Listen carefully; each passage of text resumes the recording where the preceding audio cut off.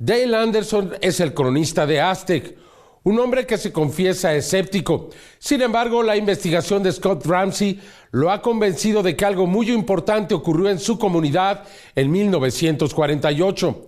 Y también nos describe cómo Aztec era un poblado olvidado de Dios en 1948. Aztec, en Nuevo México, se encuentra localizado entre algunas de las reservas indígenas más importantes de los Estados Unidos. Un lugar alejado donde se desarrolló y explotó la bomba atómica en la década de los 40. Y fue precisamente en Nuevo México donde al menos se estrellaron 3 objetos voladores no identificados que, de acuerdo a los reportes de testigos presenciales, iban tripulados por seres que no eran de este mundo. In 1948, Aztec was a very isolated community.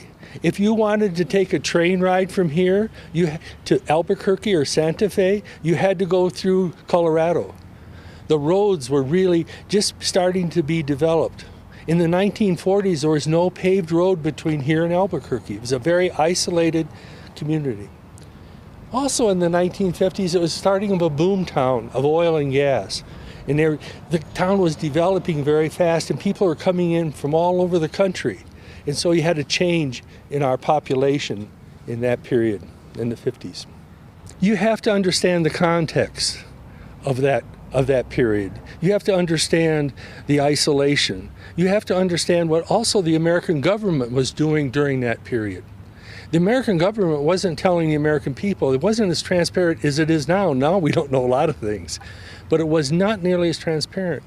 They were afraid. We were in a Cold War in the Western Hemisphere against Europe. And so we were trying to hold everything secret.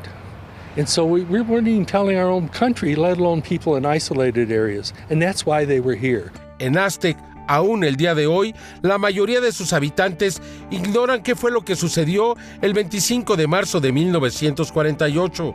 Pero la información, gracias al trabajo de Scott y Suzanne Ramsey, ha empezado a ser conocida. Una historia extraordinaria que ha sido documentada hasta la perfección. To be honest, I did not believe it. And many people have been into my business and told me stories and showed me photographs over the years. I said, okay, yeah, that's a flying saucer, okay. And so I didn't really believe it.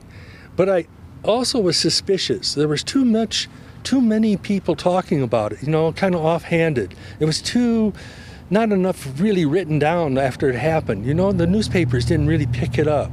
It was almost, one person would say, oh, it's a sham. Another person would say, oh, it really happened. The little green people are here. They're in our community today.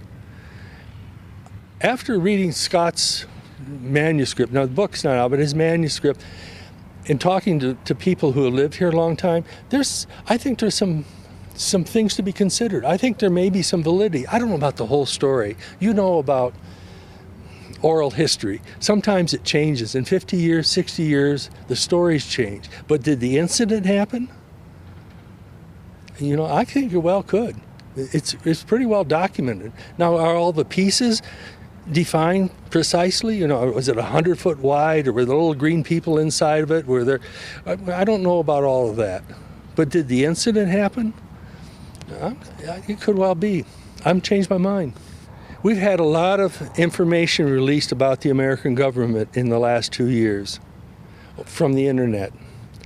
I think people are beginning to understand that all of our governments, the American government, the government in Brazil, the Spanish government, they all have secrets. The Israelis have secrets, and people question whether the governments are always giving us the truth. And I think when books come out that document perhaps as precisely as what Scott and Susan have done, that makes people say, yeah, that could be true. The governments can and probably did withhold some material from us. And maybe that 100-foot flying saucer was there, and maybe there were people in there. That could happen because people are suspicious now because of the information age.